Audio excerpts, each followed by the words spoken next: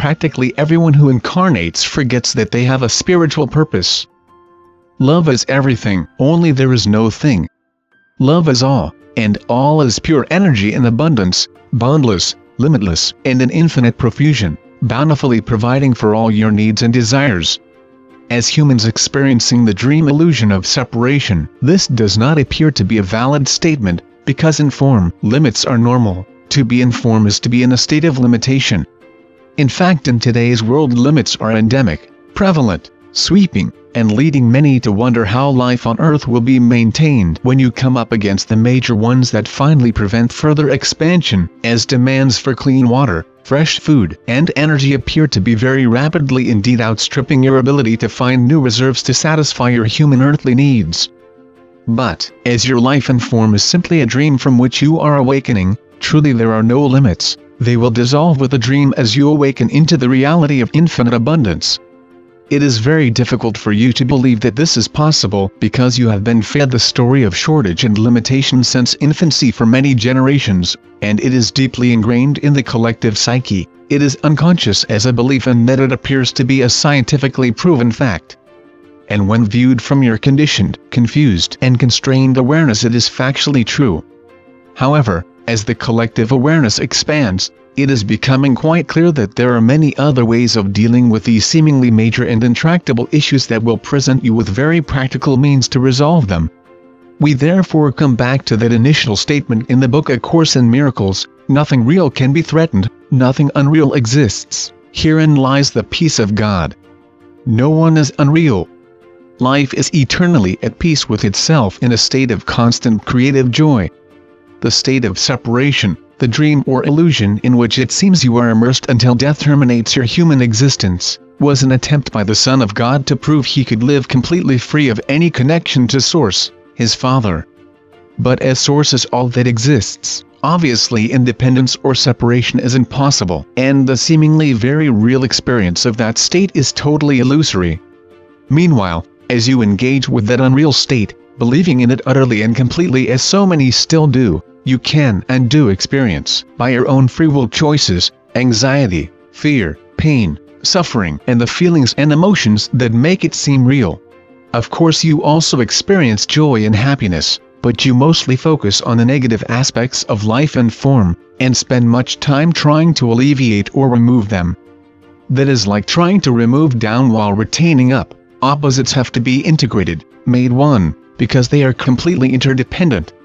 If I could destroy you, and did so, I would also unavoidably destroy myself, because you and I are, of course, one.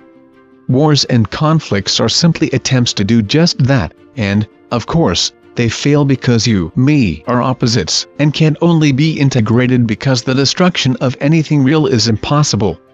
Reincarnation, which is unreal, is just an aspect of life and form within the dream illusion, means that as long as you choose to maintain the illusion and engage with it, you will reincarnate in order to deal with the karma of previous lives in form. You do not have to keep on doing that, seemingly interminably during thousands of lives in form. Instead, you can choose to awaken. Many are doing that now, which is why the illusion is drawing to a state of closure, and the human collective is awakening. Life is good. When you embark on your absolutely essential daily journey within yourselves, back to Source for a few moments of revitalization, focus on the wonder, the miracle of life, and of the fully conscious awareness that you uncover there.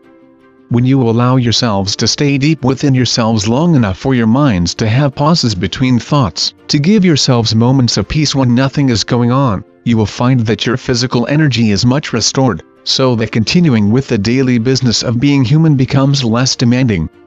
Making time for yourselves is essential, especially now as stuff continues to rise into everyone's awareness demanding attention. Before you incarnated, you knew that this time around you were going to have a very difficult life to deal with, making what arises for you in the present moment of the illusion very problematic. But, before you incarnated, you also knew that you would be fully supported by those also in form with whom you would be interacting, even if in the moment those interactions caused conflict, and also by those watching over you from the spiritual realms on whom you can call 24/7. Nevertheless, practically everyone who incarnates forgets that they have a spiritual purpose, that they are on a spiritual path that they have most carefully planned for themselves with the most wonderful divine guidance and wisdom. Many find themselves living either a life that seems purposeless, or living a life of service in which hardly anyone sees or appreciates them or the work that they are doing. Yes, you have all chosen very tough paths in service to the human collective, but, deep within yourselves, you do know that you are fully and most lovingly supported in every moment in spite of the fears, anxieties, and suffering you undergo. This is why it is so essential that you seek inner guidance every day, in order to uplift your spirits enough to give you the faith, the strength, and the stamina to continue. You are all, without any exceptions, on earth to assist mightily in the collective awakening process, so send love to all, because you need each other's support, and you promised it to each other before incarnating. Those who seem to have lost their way and are operating egotistically and narcissistically, using deceit and corruption to protect and guide them, need even more love, so direct it towards them when you do your daily intention setting. Do not judge them because that encourages your own egoic sense of righteous anger. Your egos are a major aspect of choosing to experience life and form, leading to a justifiable sense, or outward expression of condemnation, and a desire to see them punished. Your egos are like little children who need you to set boundaries, so that they can themselves evolve. If you do not set these, they begin to feel entitled, and expect you to resolve all their problems for them. This you cannot do, because, like you, your children have their own spiritual paths that they need to become aware of, and live.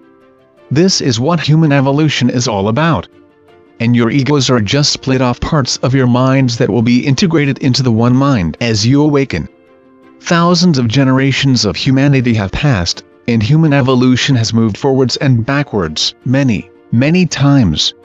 Now that evolution is complete, even though that often does not appear to be the case, the collective awakening can come to a most magnificent completion. Remember, therefore, and keep on remembering, that there is only love. Remind yourselves of this many times daily, as issues arise that require your attention, and also remember that everyone is doing their best, always. Love is the cure, is the healer, is all. Invite it to embrace you, so that you too will engage and interact only lovingly, whatever may arise. With so very much love, Saul.